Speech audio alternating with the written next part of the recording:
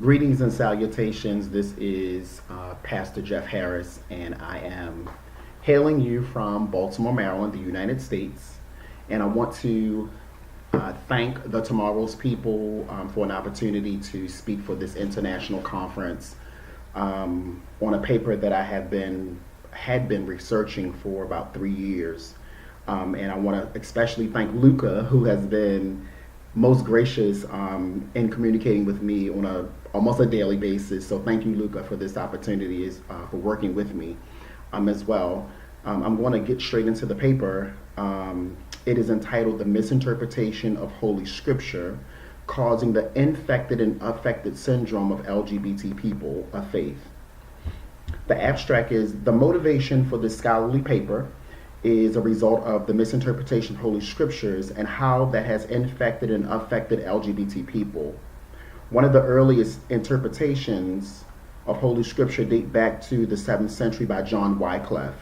As a result of Wycliffe's misinterpreted version, many global religions and society are operating in what I have titled as the infected and affected syndrome.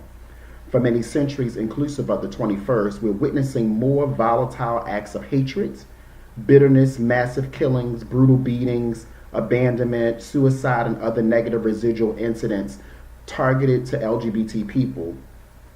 These acts of severe violence are a clear result of flawed hermeneutical principles of yesteryear theologians. Moreover, 21st century religious leaders have been operating under outdated doctrinal beliefs, which are being perpetuated by modern day henchmen. The introduction: the problem presented in this paper is extremely important. The misinterpretation of Holy Scripture has infected and affected millions of LGBT people and LGBT people of faith, not just in the United States, but this syndrome is of global proportions. There was a time when we heard of LGBT people losing their life or an act of violence, but it was minimal.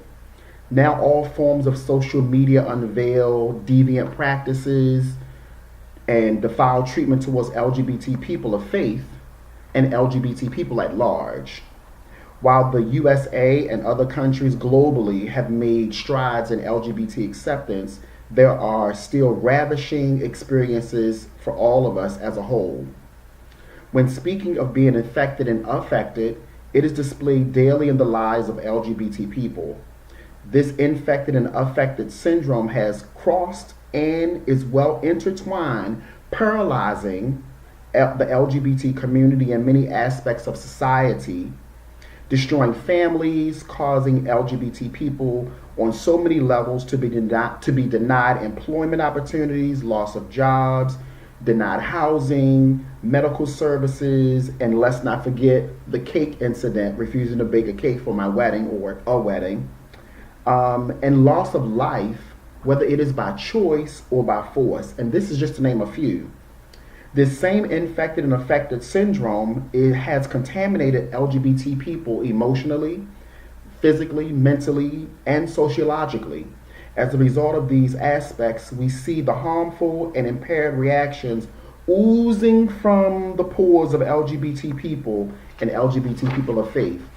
From a faith-based perspective, this topic is vastly important. Unless LGBT people are congregants of a fully embracing religious sect, such as a UCC church, Metropolitan Christian Community Church, or Unity Fellowship Church, the doors have been barred. Moreover, thousands of LGBT people have been denied access to all the spiritual rights as declared by the scriptures. Literary and historical view. Historically, we must understand that the writings of the Holy Scriptures started more than 3,000 years ago with the Hebrew language and approximately 2,000 years ago with the Greek language. There is a small part of the Bible penned in the Aramaic language. Historically speaking, the Bible was written in the Middle Eastern part of the world. There was not any part of the Bible originally addressed to anyone other than Jews, which is God's chosen people. From the very beginning, we see there's a cultural gap between the Middle East and Western culture. We're looking at two different worlds during the era of time and now even in the 21st century. Bishop Spong, the author of The Sins of Scripture, covers vast amounts of concerns regarding the fallacies of the Holy Bible that seem to only reveal the text of hate and not show the love of the eternal God that we know about. In this particular paper, we're going to focus on homoerotic behavior that is depicted in Scripture. Language, in regards to language, during Bible times, the Hebraic alphabet consisted of only 22 letters and no vowels. To date, there are no hieroglyphics found during biblical archaeological studies denouncing any form of homoerotic behavior. Also, there is no words in the First Testament language that translate into the term homosexual. The word homosexual is a 19th century term, word that was coined by a gentleman named Karl Benkirk, a Hungarian journalist that lived in Germany. Moreover, Biblical Greek evolved 4 times, that is ancient Greek, Koine Greek, modern Greek, as well as Byzantine, and their alphabets consisted of 22 letters. In the Greek, there is no word that translates to the word homosexual either. The question is, who decided to put the word homosexual in the Bible? Because further study shows that the word homosexual never existed in any form of biblical text until 1946.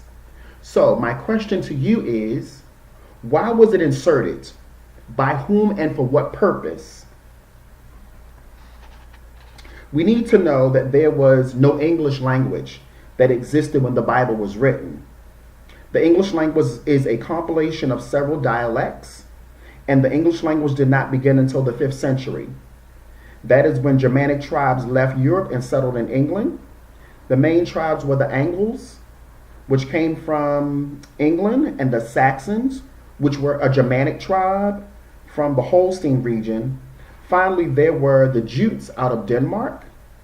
Once the tribe settled, a common language was developed, Anglo-Saxon or Old English. In the 11th century, there was a French influence and some Latin, which finally produced what we know today as English language. The Bible, the first major name that is spoken when we talk about translations is John Wycliffe. But before Wycliffe, there was the gentleman by the name of William of Shoreham in 1325 who translated portions in English. Wycliffe produced the first Bible back in 1382, wonderful for his efforts. However, Wycliffe did not speak or could understand any form of Greek or Hebrew, which are the original languages that the scriptures were written in or spoke at that time. So what he did was he translated to what language that he did know, and that was the Latin Vulgate. So he knew Latin. While Wycliffe translated the entire Bible, it was written, handwritten. Then along came another translator by the name of William Tyndale, and Tyndale prints the New Testament in 1526. The objective of this research paper is to enlighten. It is to enlighten and assist, and to help broaden the understanding of the collective. And when I use the word collective, I mean religious leaders, society at large, and especially LGBT people of faith. And so it is to enlighten and assist and broaden the understanding of the collective regarding the clobber text, which we'll talk about later, what is progressive revelation and how it ascribed to the Gentiles, how and why progressive revelation became applicable to women in ministry, and how we can apply that same hermeneutical principle to LGBT people of faith. What are the clobber texts? There are 6 clobber passages, and what we mean by clobber passages, those are the passages that mainstream religion and conservatives and fundamentalists use to clobber or to beat on the head of same-gender loving people. I don't really care for the word homosexual or gay. I normally use the word same-gender loving, but they use the clobber text to clobber same-gender loving people into thinking that being same-gender loving is an abomination or against the will of God. And so those scriptures are Genesis chapter 19, or the story of Sodom and Gomorrah, Leviticus 18 and 22, Leviticus 20 and 13, Romans 26 and 27, 1 Timothy chapter 1 verse 9 through 10, and 1 Corinthians chapter 6 verses 9 through 10, as well as Jude chapters 1 verses 6 and 7. You can't see this, but there's a table that I have designed around the clobber text. This is one of the important pieces, because the way the table is broken down is it is the original Hebrew language as well as the Greek language. Then it is the translated version of all the text that I read to you, or the passages of scripture that I read, and then it is actually the King James version. And so what I'm going to do is I'm going to read the King James version, because I don't speak Latin, or I don't speak Hebrew or Greek as well. But I'm going to read the King James version of just a couple, and then I'm going to read what the translated version is or was said to me, because I hired, part of my study, I actually hired an organization of interpreters, which is translated, www.translated.net. It's an organization that I hired to interpret the Hebrew and the Greek for me. And so Leviticus 18 and 22 says that thou shalt not lie with mankind as with womankind. It is an abomination. The translated version from the Hebrew is what was told to me is, and thou shalt not lie down from the bed of a wife. And I'll let that sink in for a second. Leviticus, just think about it. Put a pen, think about it. Leviticus 20 and 13 says, if a man also lie with mankind as he lied with a woman, both of them have committed an abomination. They shall surely be put to death. Their blood shall be upon them. The translator said to me from the Hebrew language that it reads as such, and a man that hath forgotten the memory of the wives, they have committed adultery, they have done their death, and their blood has died in them. I'm not understanding how we got misinterpreted. I understand how we got misinterpreted. I'm just not sure how or why we have continued to allow this misinterpretation. So I'm going to do one more and then move on. Romans chapter 1 verses 26 and 27. Because of this, God gave them over to shameful lusts. Even their women exchanged natural relations, for unnatural ones. In the same way, the men also abandoned natural relations with women and were inflamed with lust for one another. Men committed shameful acts with other men and received in themselves the due penalty for their error. The translator said to me, this is what God has given to the passions of justice. For these sacrifices have transformed their physical use into their nature. That sounds nothing like what we see in 21st century King James Version Bibles or any other translation, because I use the Message Bible, the King James New Living Translation Bible. I use several versions when I study, and none of this is actually in Scripture.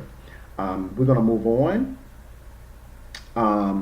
So viewing the translation from the original language, there is nothing in modern day English that speak against homosexuality. And I haven't gotten into the story around Sodom and Gomorrah, but I will later on in this presentation. that speak against homosexuality or any form of homoerotic behavior between consenting adults. Again, I used a translator that I found online, an organization actually, and they are translated.net. I also used the Lexi Logos for assistance with translations, as well as Google Translator, because I used all three hoping to see the difference, but everything pretty much gave me what I have right now.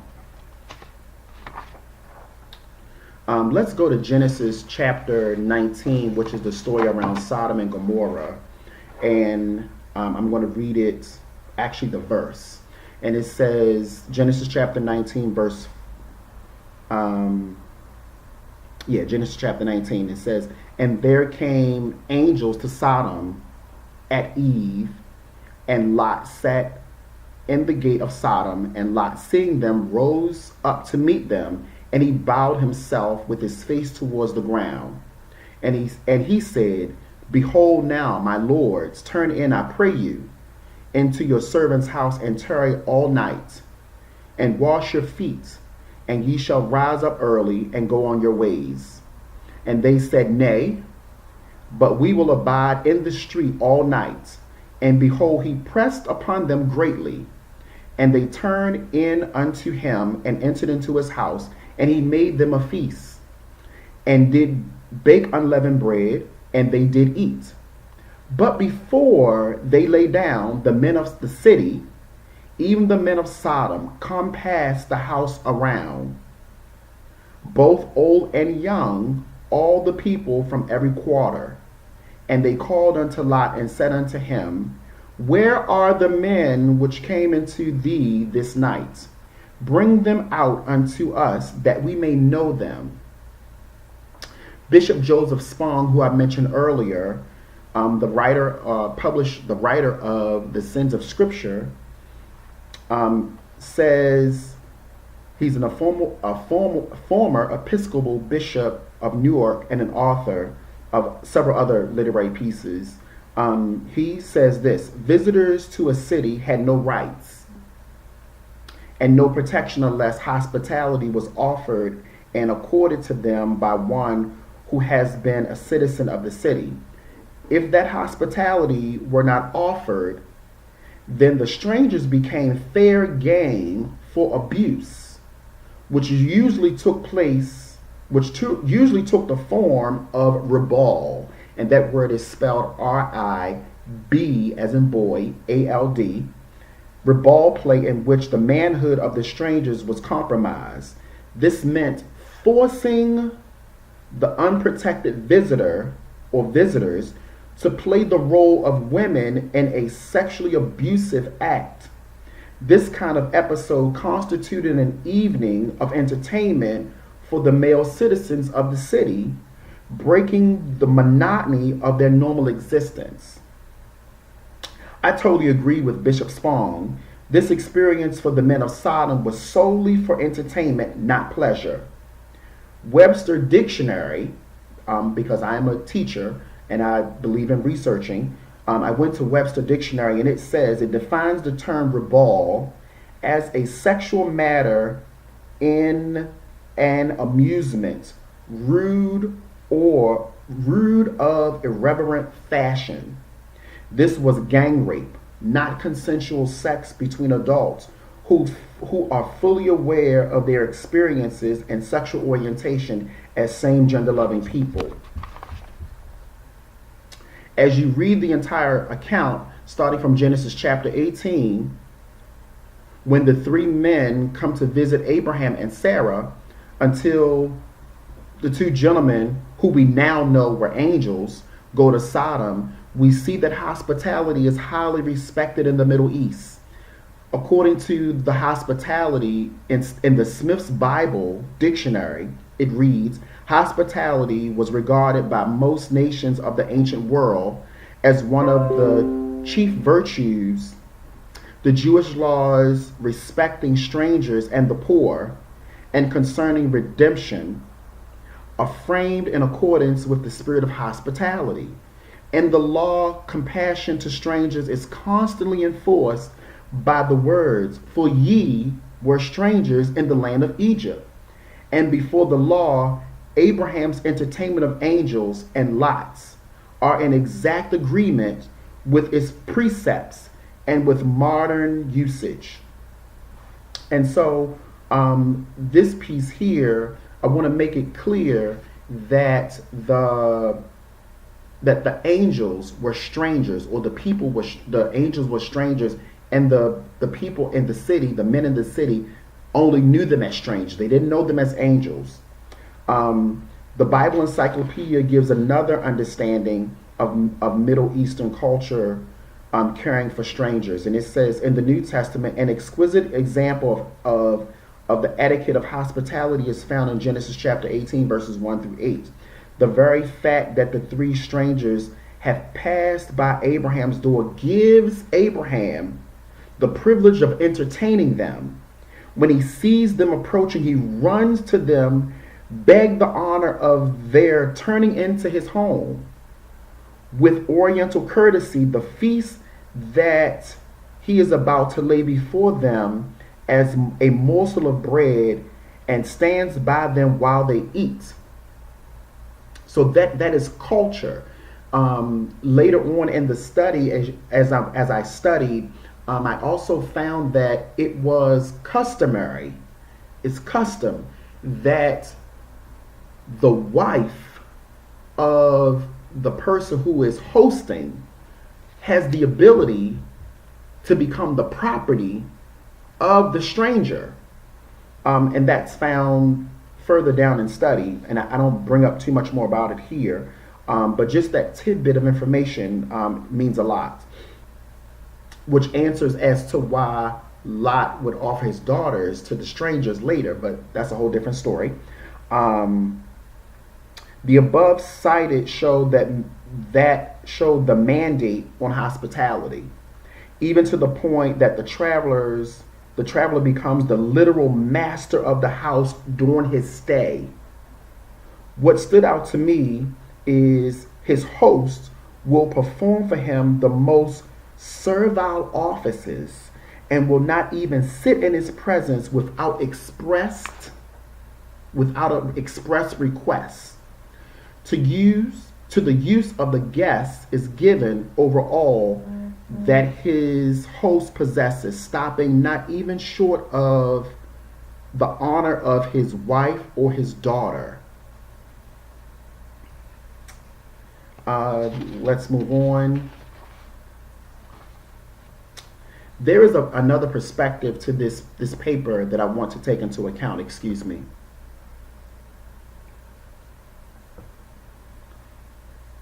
Scholars have formed hermeneutical principles which assist readers with the ability to gain a better understanding of biblical messages. One in particular is what we call Scripture interprets Scripture, meaning that a reader should be able to find another portion of Scripture that will give clarity as to the text that he or she is currently reading. However, in modern day Christendom, this particular hermeneutical principle is not always executed. Let's go back to Genesis chapter 19. In modern day Christendom, and as well as some other religions, when we tell the story around Sodom and Gomorrah, it is believed and spoken that the city was destroyed because of homosexuality or homosexual acts.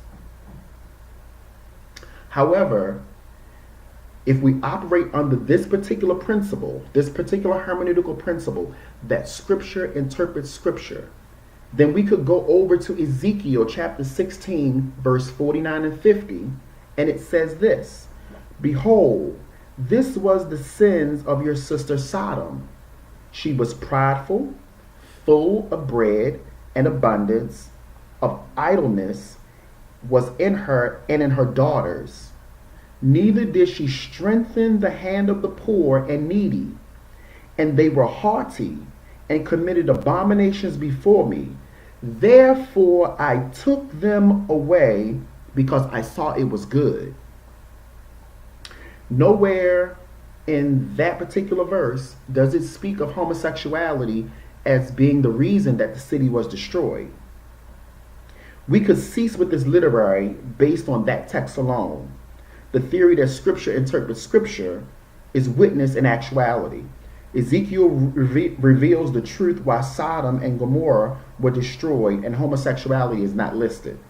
However, my question for the religious leaders, for those that are gathered here today, and theologians alike, were the original manuscripts flawed or destroyed? That's question one. Question two, could the interpreters have been misguided by their own prejudice when they were interpreting the text?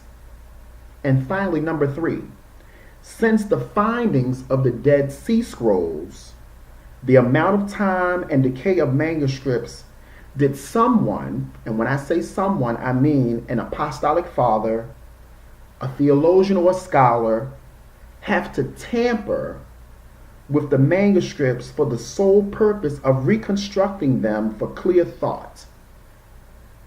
My personal thought after study is with option 2 and 3. And that is, could an interpreter have been misguided by their own prejudice when it came to interpreting the text or translating the text? And also that there were some texts that were destroyed as a result of decay over the years and all of that around the finding of the Dead Sea Scrolls. So when we think of it that way, we have to look at, the text and understand that someone could have very well have tampered with text, because we're talking about centuries of translations and centuries of scriptures being translated. And we have to look at the numbers of the alphabets, and we have to look at the understanding that there is no word in the Hebrew or the Greek that translates to the word homosexual. So I want to go on to the methodology.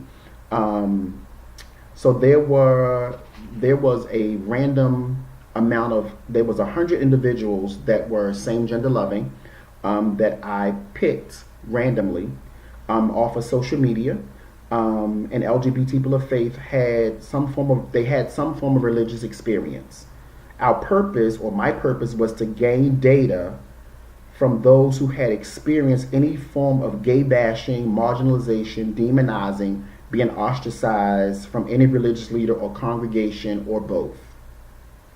There were one-on-one interviews that were conducted by non-faith, non-LGBT people of faith. The criteria for that was they had to be an active member of any religious sect for a minimum of 12 months. The collection of data, I'm kind of moving a little quickly. You'll be able to find this in the publishing of the journal. The whole thing will be there. I'm just kind of skipping through some pieces right now for the sake of time. Primary collection of data was an online survey, which was totally anonymous. There were one-on-one interviews for non-LGBT people of faith. And the decision for making it anonymous, because there were individuals who told me that they would not take it unless it was strictly anonymous. And so in order to gain the data, I allowed it to be anonymous. The data source, I picked 20 social media groups that were specifically designed for same gender loving men and women, predominantly for men. And so 50% of the 20 was put into these groups specifically for men, and then the other ones were put in religious groups. 10 groups were non-religious, as I formally stated. And the other 10 were specifically for same gender loving men and women. The collective of the members for all the groups, for all 20 groups, exceeded 100,000 members. The 10 religious groups personally contained a vast amount of same gender loving people of faith. And the questions were, you can read the questions. but I want to get straight to the findings and the data source. The data source is when it came to integrating people, non-LGBT people of faith, the questions were all the same. And it was question number one, what is your sexual orientation? Does your ministry have an active any same-gender loving members? And if so, how does it make you feel? Has the pastor preached a sermon gay bashing individuals? And how does that make you feel? And there's more questions there. Time is getting away from me. The findings was that 100 persons were interviewed. 50% agreed that they had been gay bashed by a religious leader and or church. 100 of them admitted to being same-gender loving. 25% stated that they had been a part of a same-sex relationship. 60% even stated that they believe that religious leaders know about their same-gender loving relationships, but do not address the matter. 90% of the non-LGBT persons were totally against same-gender loving people serving in any form of ministry, and you can read the details behind that as well.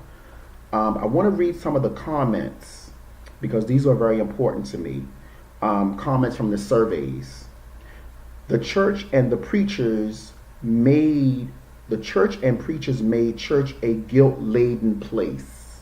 That's from one of the people that were surveyed. I've saved a number of teen gay boys from becoming rent boys because of their religious parents who threw them out and they became homeless. Another person says, the problem the LGBT community has is not with God.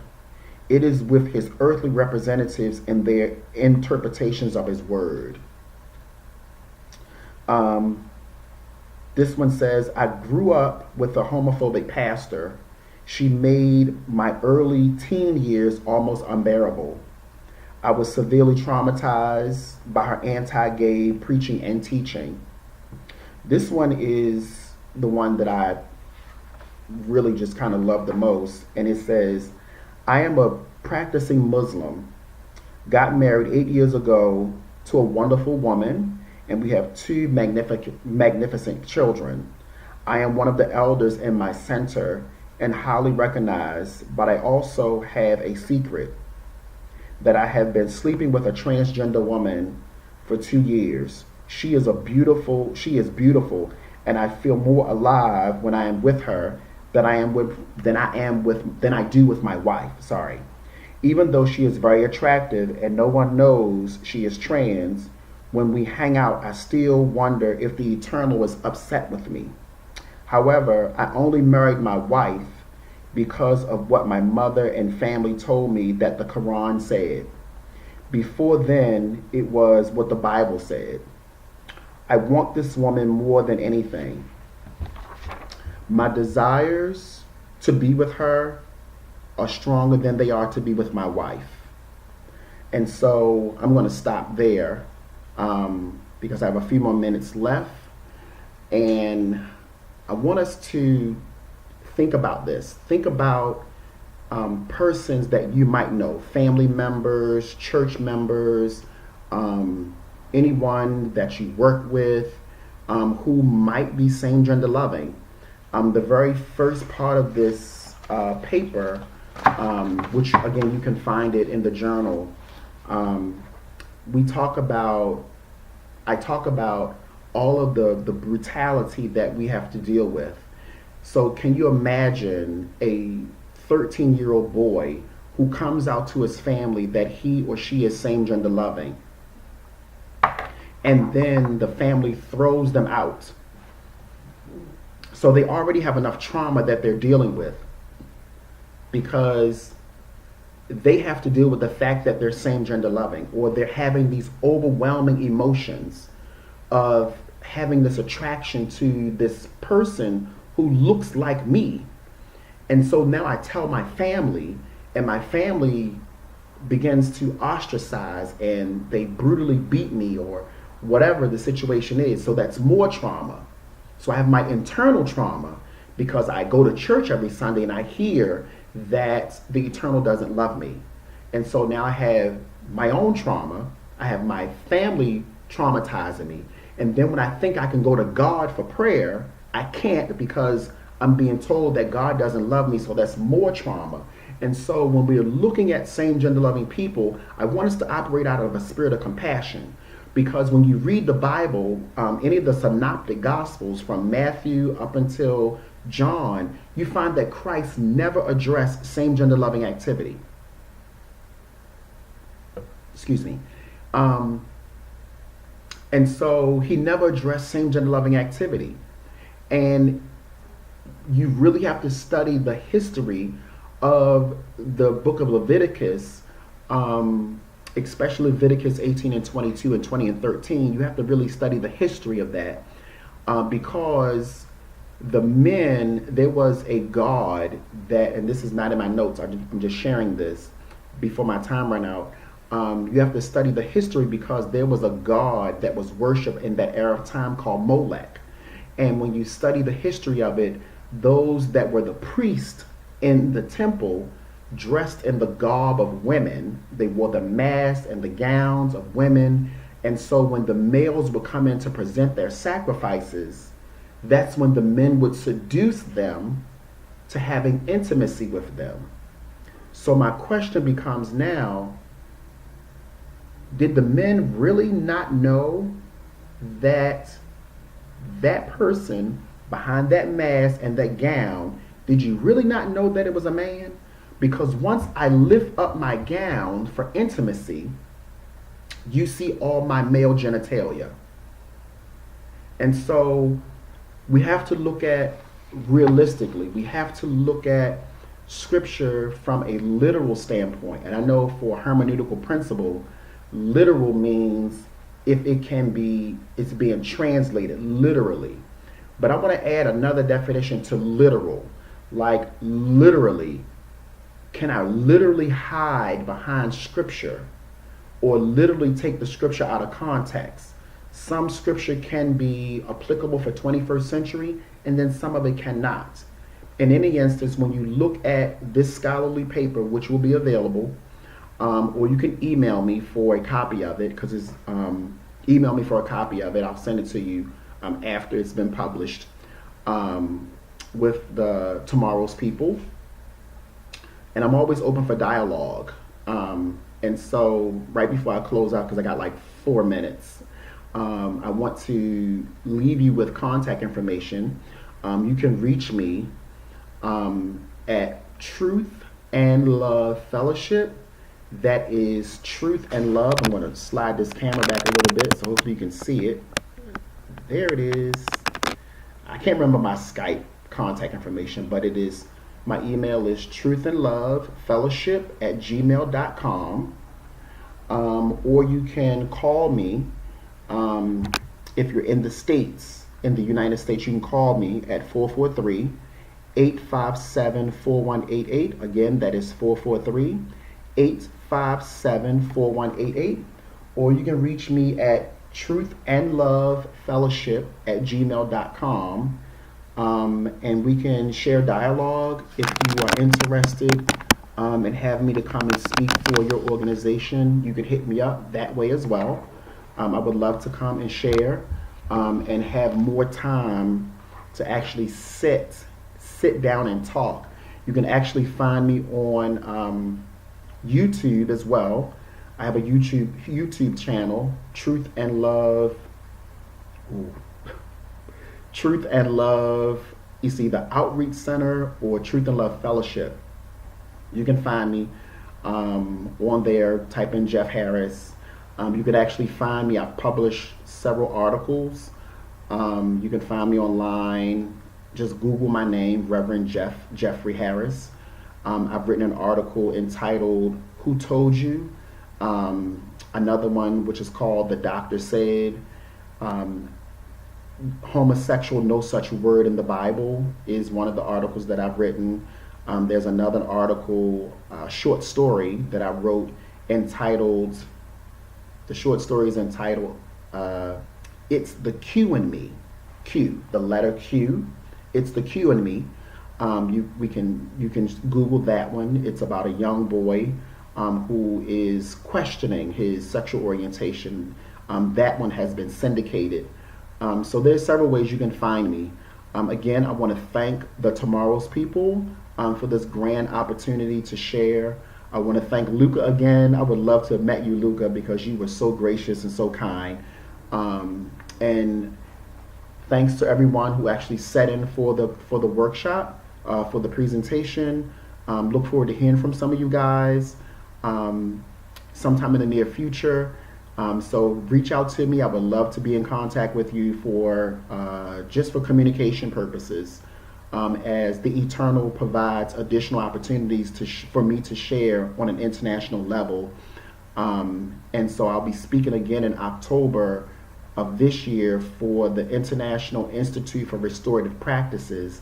That particular paper is entitled Unleashing the Urban Child in Education. And that talks about trauma, the various types of trauma, traumatized families, traumatize their children, how to recognize a trauma in the classroom. And so that's it. Thanks. Have a good day. Bye.